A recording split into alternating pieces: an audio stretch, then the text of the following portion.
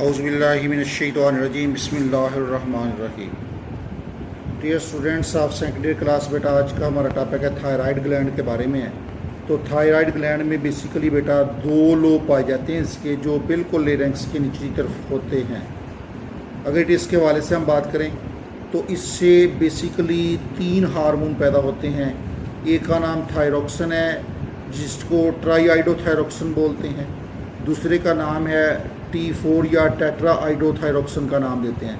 तो ये T4 tetra हो गया, T3 ट्राईआइडो, इसमें 3 आयोडीन होते हैं, उसमें 4 होते हैं। और इसके साथ साथ तीसरा हार्मोन जो सिक्रीट करते हैं उसका नाम है कैल्सीटोनिन हार्मोन है। और बेटा ये जो थायराइड ग्लैंड है ये बिल्कुल एक्टिव कंटिन्यू सेम वे से सेम तरीक़ों से बेटे ये रिएक्ट करते हैं। Thyroid active continuously but produce higher level secretion, कहते हैं कि पूरी ज़िंदगी प्रोड्यूस होता है, लेकिन इसकी मिकदार उस वक्त ज़्यादा होगी जब पीरियड ऑफ रैपिड ग्रोथ होगा, सेक्सुअल मेचुरेशन के वक्त ज़्यादा होगी, और कोल्ड और हंगर के वक्त ये इसकी सिक्रीशन ज़्यादा पैदा होगी। तो बेसिकली तो ये 2 हार्मोन है और एसेंशियली सेम वे से काम करते हैं। सबसे पहला काम क्या है, ये बेसल मेटाबॉलिक रेट के ऊपर एक्ट करते हैं, मतलब ब्रेकडाउन ऑफ ग्लूकोज को बढ़ाएंगे जिससे एटीपी पैदा होगी। और दूसरा इसका फंक्शन ये है कि ये सोमैटोट्रोफिन हार्मोन के साथ मिलकर ग्रोथ का काम करेंगे। तीसरा फंक्शन एक्ट करेंगे ब्रेन के सेल्स के ऊपर, उनमें डिफ्रेंशिएशन का बायस बनेंगे।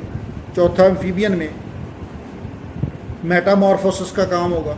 और पांचवा यह कि अगर सिक्रीशन थायराइड ग्लैंड की डेफिशिएंसी हो जाए तो डेफिनेट बात है जब इसकी डेफिशिएंसी होगी तो प्रॉपर मेटामॉर्फोसिस नहीं होगी, तो वो टैडपोल कभी भी डल्ट फ्रॉग में तब्दील नहीं हो सकेगा, हालांकि वो लार्ज साइज़ का टैडपोल तो बन सकता है। इसका मतलब ये हुआ कि अगर इसकी डेफिशिएंसी होगी तो बेसल मेटाबॉलिक रेट अफेक्ट होगा। नंबर 2, ब्रेन के सेल डिफ्रेंशिएट नहीं कर सकेंगे, प्रॉपर ग्रोथ नहीं होगी और मेटामॉर्फोसिस कम रुक जाएगा। इसके बाद जैसा कि मैंने आपको बताया था कि इसको हमने याद करना, ओवर एक्सक्रीशन के हवाले से बात करें, अगर एक्सेस में पैदा होगा तो ग्रेव्स डिजीज़ है।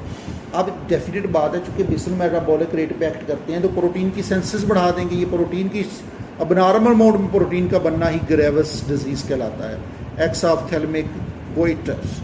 इसमें रेड आइज़ जो हैं वो कॉन्स्टेंटली परमानेंटली रेड हो जाती हैं और ऐसा महसूस जैसे ब्लड निकलना शुरू हो जाएगी या ब्लीडिंग हो जाएगी।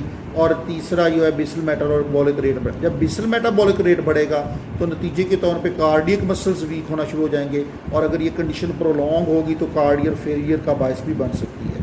और ग्रेव्स डिजीज़ जैसे कि मैं पहले बता चुका हूँ कि इसमें नॉर्मल मोड में प्रोटीन की सिंथेसिस हो रही होती है और ये थायराइड ग्लैंड से एक्सेसिव सिक्रीशन का बायस भी बनती है।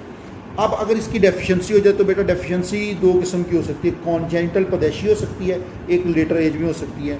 अगर ये पैदाइशी तौर पे हो जाए तो इससे क्रिटिनिज्म होता है। क्रिटिनिज्म की दरअसल करैक्टर है where the individual fail to develop, normally develop नहीं करेगा, समाल छोटे, कोर्स मोटे खुरदरे, स्कैंटी बदबूदार बाल होंगे, थिक येलो स्किन होगी, और ऐसा बच्चा मेंटली रिटार्डेड होगा क्योंकि इसने ब्रेन के सेल को डिफ्रेंशिएट करना होता है। और इसके साथ साथ सेक्सुअली भी ये बच्चा डेवलप नहीं हो सकेगा।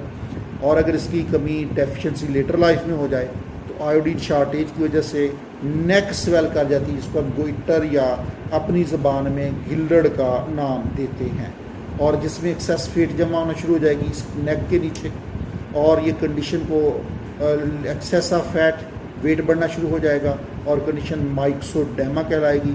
इसकी करेक्टरिस्टिक्स क्या है, मोटे मोटे पफिनेस ऑफ हैंड, मोटे मोटे हाथ होंगे, एंड स्किन। और उसके साथ साथ अगर हम स्किन के हवाले से बात करें तो स्किन भी इनके अंदर झुर्रियाँ पड़ी हुई होंगी, और इसके साथ बॉडी के सारे जो मेंटल प्रोसेस हैं वो अफेक्टेड होंगे। अब इसके बाद कैल्सीटोनिन के बारे में, अगर ब्लड में कैल्शियम लेवल की मिकदार ज़्यादा होगी तो इससे ये हार्मोन रिलीज़ होगा। इसका काम क्या है, कैल्शियम आयंस के लेवल को कम करना है, सुप्रेस करना है। और अगर इसकी एक्सेस हो जाए तो ये कैल्शियम मेटाबॉलिज्म को अफेक्ट करेगी, और अगर और साथ उसके नर्व को अफेक्ट करेगी। मतलब नतीजा क्या होगा, नर्व इम्पल्स ज़्यादा ट्रांसफ़र होंगी, मसल क्रॉस ब्रिज ज़्यादा बनेंगे, स्केलेटल मसल में क्रॉस ब्रिज बनते हैं, ब्लड जो सर्कुलेशन ब्लड के अंदर इसकी मिकदार जो कम हो जाएगी, और इसके एंटागोनिस्ट यानी अपोजिट जो हार्मोन काम करता है उसका नाम है पैराथार्मोन है। और जो टेबल साल्ट है ना बेटा, उसके अंदर आयोडीन नमक दिया जाता है, रिकमेंडेड है, ताकि हमारी बॉडी में आयोडीन की कमी ना हो सके।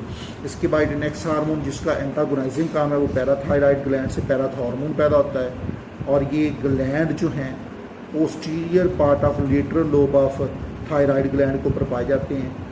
इससे एक हार्मोन पैराथार्मोन पैदा होता है। पैरा का मतलब बेटा लिटल होता है, थार्मोन उसके साथ चूँकि ये लिटल अट्रैक्शन रखता है।